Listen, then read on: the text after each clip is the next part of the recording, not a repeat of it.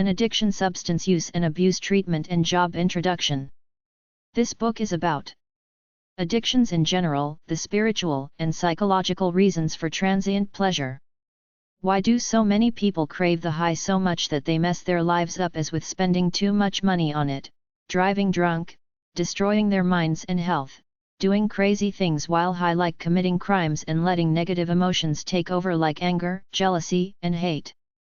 Why do some people need some addiction to something to get through life while others don't care? Is everything an addiction? If some people are into church, work, or working out, are these positive things or just as negative as the usual negative addictions? Alcohol use, recreational substance abuse, prescription drug abuse, gambling, sex, love, other addictions, and how to control them. Addiction and substance abuse resources, information on what they are and how to beat them. Lists of treatment centers, meeting places, therapists, etc. The alcohol beverage industry. The recreational drug or stoner lifestyle, why people like to get high, have fun and escape the real world. Jobs in addiction and substance abuse treatment. I started using drugs for fun as a 13-year-old kid on the last day of grade 8. My twin brothers had a grade 9 graduation. A few of us grade 8s felt left out.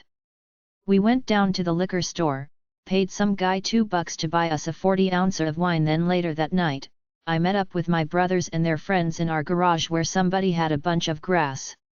I got high over that summer about 10 times or so. When I was 19, I went around the bars for about 2 weeks when bunch of us became of age. I had an inner voice that said this stuff is not good for you.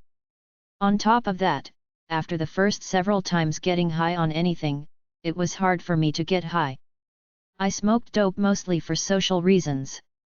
I couldn't get high after the first several times on dope. I pretended I did to hang with my friends to BS with them.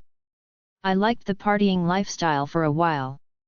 I liked going to bars, having a few drinks, dancing around like I didn't care. It was fun, but I saw some violent things and met my share of belligerent drunks. I got tired of my doper friends because if you smoke dope every day, it loses its luster. The low-level dope scene, which is booze and grass, got lame for me because I couldn't get high. I'd drink and smoke dope and wouldn't feel anything much, so I figured, what's the sense of doing this stuff?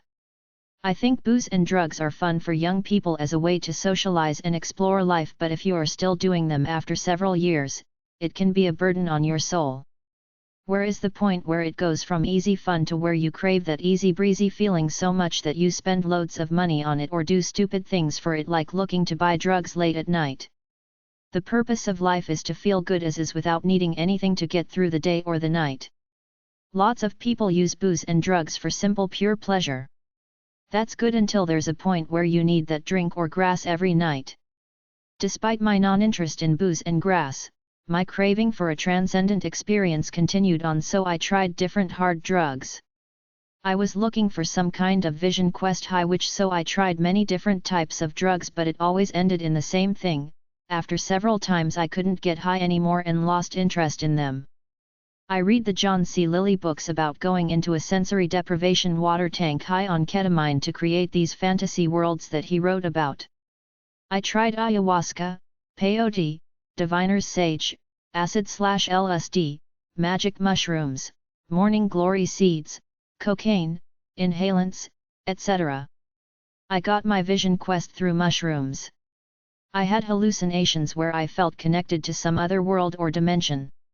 It seems like some of us enter into the same type of dimension when we do certain drugs.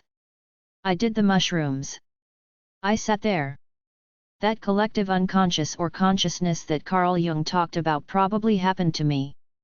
I entered some altered state of consciousness where something that I was not manipulating with my mind was communicating with me. In certain situations, some people connect with a primordial memory stored in our DNA somewhere, or maybe it's in the pineal gland, or it's a spiritual force around us in a different dimension. There was a montage going through my mind about the human experience all the way back through history, mostly man's inhumanity to man. I sat there and watched it. There was no conscious effort on my part to think. It unfolded, then it ended, and a voice talked to me. It told me you think you're a good person. It didn't tell me I was a good person. It told me you think you're good, so use whatever talents, energy, and goodness you have to help people, animals and / or the planet. That's it. That's how simple life is. You have a pure true nature given by your Creator when you were born. The purpose of life is to release your natural energy in a positive, productive way, as opposed to being either a lazy bum or following the artificial values of the world. To me, getting high for fun is fine. Addictions are when you go past that and need something to function in life. Many people go to addictions because they're either mundane by nature, looking for something to lift them out of the mundane feeling to give them a euphoric rush. Or they're tortured, they don't want to deal with their problems and stress, so they do their addiction. The God voice communicated to me not to be a sniveling little hedonistic frivolous wimp doing drugs. Do something intense and inspired with your life. Be active. Cocaine and heroin are straight pleasure. You don't open up a portal or sense of otherworld reality that you get through DMT and LSD type products. They're expensive too. The big secret nobody but users know about is that after those first few crazy intense highs, your body builds a tolerance and you can't reach them again no matter how much of the stuff you do. This is the way people OD, trying to get higher and higher until they get sick and fall over. I gave up using drugs and alcohol because I couldn't get high anymore. A lot of people fool themselves into thinking they're high. I quickly figured out I had built a tolerance and couldn't get the high I wanted. I don't think I could get high anymore if I tried. It happens when you've had enough drugs and / or find enlightenment, which is your true inner standard / nature. It's a state of being. I realized I have my God-given true nature and energy in my soul, and that's it. I have to release that energy all the time to feel good. Some people say they get tired of using drugs. After watching all those episodes on A&E's TV show Intervention, I realized there are a lot of older people constantly chasing drugs and booze. People have addictions because they have empty souls. When you feel you're doing something worthy of yourself, you don't need anything to distract you.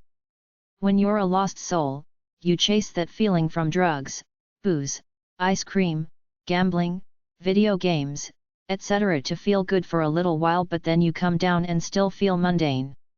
I believe most addictions start from an empty soul. A person is not being true to themselves, not following their true nature, not releasing their natural energy all the time. They're probably caught up in the capitalist pop culture religious political matrix, so they're following artificial values and betraying themselves. They feel crappy and empty deep inside and probably don't know that it is because they are not living by their true nature. They are following some artificial values of the world that they got sucked into, so they're stressed out, feel empty and seek something to relieve the tension. They become addicted to something negative, either a substance or a behavior. It's a money thing too. I've known people with money who constantly spent it on booze and drugs. I knew a guy who inherited several $1 million and blew it all on dope. There's loneliness too. People feel lonely. They get high. You got to feel good by yourself without the need for any external stimulation. Materialism is an addiction too. People have way more clothes than they need. Some people have several houses, cars, etc. We also have an addiction of fame and status, an idea of being known and admired by others. Happiness comes from what you do all that time, that's natural, that comes from your pure soul. Unless you figure that out and live by it, you will feel that unfulfilled emptiness called self-contempt or self-betrayal and try to fill it up with something negative like food, drugs, love, sex, useless stuff, being obsessed with status, what others might think for you, collecting stuff, being a fan of some manner of pop culture silliness, etc. The only thing that can really erase an addiction is to know who you are in your true nature, then release that natural energy all the time to feel good about who you are.